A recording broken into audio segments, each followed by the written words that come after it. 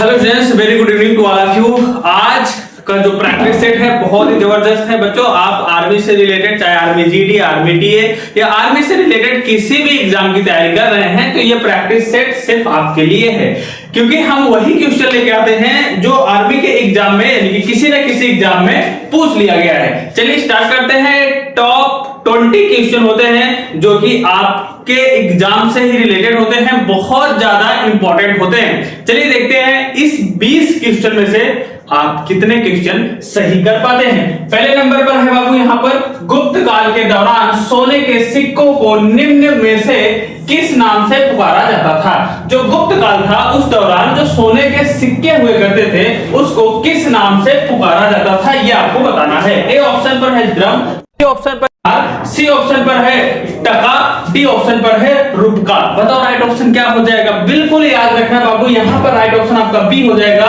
दिनार नाम से, किस नाम से, दिनार नाम से पुकारा जाता है। समय के साथ साथ चीजें बदलती हैं, उसी के साथ ये भी चीजें बदल चुकी हैं। आगे बढ़ते हैं next question, question number second पर। सेकंड नंबर पर क्या है बाबू, विक्रम संवत कब आरंभ हुआ। बताओ राइट ऑप्शन क्या हो जाएगा।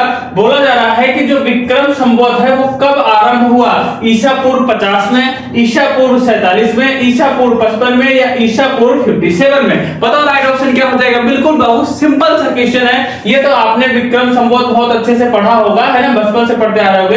राइट ऑप्शन यहाँ पर आपका डी हो जाएगा। देखिए जिसने 6, 7, 8, 9, 10 तक बढ़िया सब ये सामाजिक विज्ञान, सोशल साइंस, जियोग्राफी ये सब सब्जेक्ट थोड़ा सा इंटरेस्ट लेके पढ़ा है तो ये सब छोटे छोटे से क्वेश्चन हैं जो वहीं से बने हुए हैं और आज यहाँ पर आपको टफ लग रहे हैं, है ना। तो छोटी क्लासों में जो दिए गए हैं वो बहुत इंपॉर्टेंट है, उसकी जानकारी होना सभी बच्चों को बहुत ज्यादा इंपॉर्टेंट है। आगे बढ़ता हूं नेक्स्ट क्वेश्चन, क्वेश्चन नंबर 3 पर। ये आपको बताना है बाबू कि मौर्य वंश का अंतिम शासक कौन था। बताओ भैया क्या हो जाएगा राइट ऑप्शन।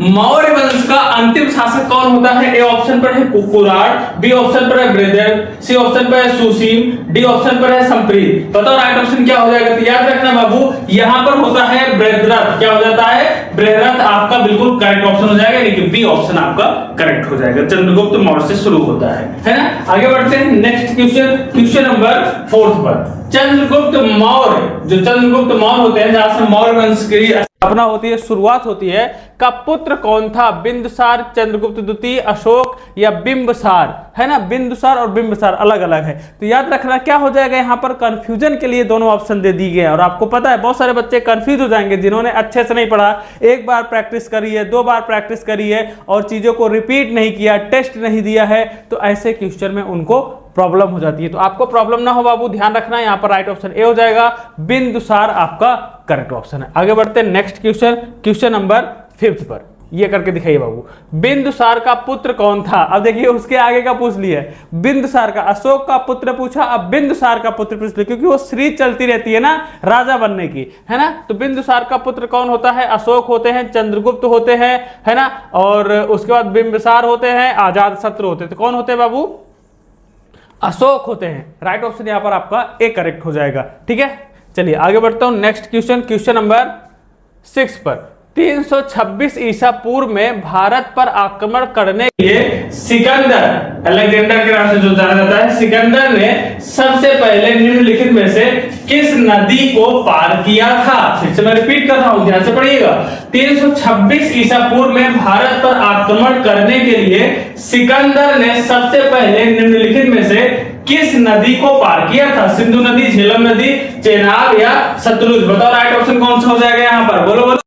बिल्कुल ए ऑप्शन करेक्ट हो जाएगा, पर सिंधु नदी आपका करेक्ट ऑप्शन है। ऐसे क्वेश्चन ये सब पूछ लिए गए हैं, आप ही के एग्जाम में पूछे गए हैं बाबू, परेशान मत होइएगा कि बड़ा क्वेश्चन है, बड़ा क्वेश्चन है। बड़े क्वेश्चन भी पूछे जा रहे हैं और छोटे क्वेश्चन भी पूछे जाते हैं। तो यहाँ पर आपको 7 नंबर में बताना है, स्वामी दयानंद सरस्वती का मूल नाम क्या था। बहुत बार पूछा गया है स्वामी दयानंद सरस्वती का मूल नाम, अभिशंकर, गौरी शंकर, दया शंकर, मूल शंकर। तो मूल शंकर होता है भाई, याद रखिएगा, डी ऑप्शन यहाँ पर आपका करेक्ट हो जाएगा, ठीक है। आगे बढ़ता हूँ नेक्स्ट क्वेश्चन, क्वेश्चन नंबर 8 पर। ये करके दिखाइए, चंद्रगुप्त मौर्य के गुरु कौन थे। बताओ राइट ऑप्शन क्या होता है। चंद्रगुप्त मौर्य के गुरु कौन थे। ए ऑप्शन पर है स्कंदगुप्त, बी ऑप्शन पर विष्णुगुप्त, सी ऑप्शन पर विष्णु शर्मा डी ऑप्शन पर है कल्हड़। तो आपको पता है चंद्रगुप्त मौर्य के जो गुरु थे वो विष्णुगुप्त थे, तो राइट ऑप्शन यहाँ पर आपका बी हो जाएगा। ठीक है, आगे बढ़ता हूं नेक्स्ट क्वेश्चन, क्वेश्चन नंबर 9 पर ये करके दिखेंगे। अशोक के किस शिलालेख में कलिंग युद्ध में अशोक की विजय का उल्लेख किया गया है? बताओ मुझे, अशोक के किस शिलालेख में, अशोक के किस शिलालेख में कलिंग युद्ध में अशोक की विजय का उल्लेख किया गया? ए ऑप्शन पर है 13वें, बी ऑप्शन पर है 4थे, सी ऑप्शन पर है पहले, डी ऑप्शन पर है 10वें। बताओ राइट ऑप्शन कौन सा देगा? बोलो बोलो। याद रखना बाबू, अशोक के शिलालेख में कलिंग का युद्ध जो अशोक की विजय का उल्लेख किया गया है वो 13वें में किया गया है। ए ऑप्शन यहाँ पर करेक्ट हो जाएगा। किसमें? 13वें में किया गया है। ठीक है, आगे बढ़ता हूं नेक्स्ट क्वेश्चन, क्वेश्चन नंबर 10 पर ये करके लिखा हुआ है। निम्नलिखित में से कौन सी पुस्तक मेगास्थनीज ने लिखी है? कौन सी पुस्तक मेगास्थनीज ने लिखी है? बहुत इंपॉर्टेंट है ये, तो आप बिना ऑप्शन देखे ही बता दोगे, सभी ऑप्शन पढ़ने की जरूरत नहीं है ऐसे क्वेश्चन में। बस आपको पता है इंडिका मेगास्थनीज ने लिखी है, बस आप क्यों टाइम वेस्ट करोगे?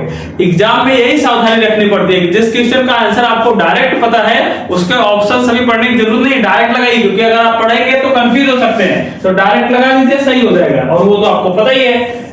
तृतीय बौद्ध परिषद का आयोजन किसके द्वारा कराया गया था? चंद्रगुप्त, हर्षवर्धन, अशोक या कनिष्क, किसके द्वारा कराया गया था? तो अशोक के द्वारा कराया जाता है। राइट ऑप्शन यहाँ पर आपका सी करेक्ट हो जाएगा।